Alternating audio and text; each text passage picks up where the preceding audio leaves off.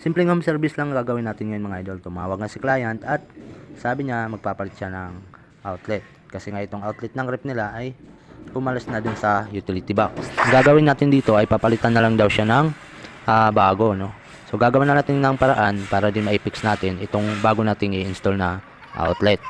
Ito naman yung ating ipapalit mga idol na tugang outlet. So Royo ang brand nito. Sa pagja-jumper, ang purpose ng jumper na to ay para magkaroon ng power supply yung dalawang outlet na yan. Siyempre dun sa dulot-dulo ng jumper na yan, doon natin nilalagay yung power supply. Dinouble check na natin to kung nasa tamang higpit na yung ating pagkalagay ng jumper. Mas mainam kung sure na sure tayo sa ating ginagawa kasi safety ni owner ang ating sinisecure palagi. So dito siyempre live yung ating gagawin. So ingat lang tayo kapag live yung ating gagawin. Hindi natin kasi pwedeng patayin yung ating safety circuit breaker dito dahil kinagamit din ni client yung TV nila or yung kanilang wifi.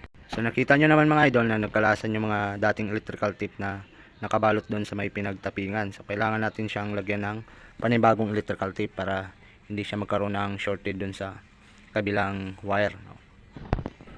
After natin malagyan ng electrical tape, ito naman ang susunod natin gagawin. Ilalagay na natin itong dalawang wire dito sa ating terminal ng ating outlet para magkaroon na ito ng power supply.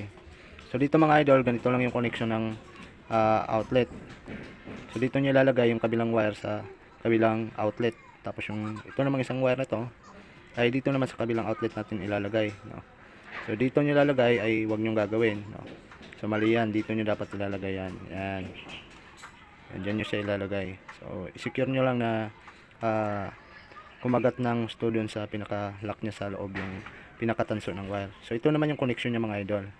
Yan, ganyan lang yung connection ng outlet mga idol. So ang ginawa ko nga pala dito mga idol para kumapit yung screw is nagbutas ako dun sa may gilid ng utility box sa mismong semento para kumapit doon yung ating screw. So naglagay ako ng Torx. So hindi na kasi pwede dun sa may utility box kasi durog na. So yun lang mga idol, thanks for watching.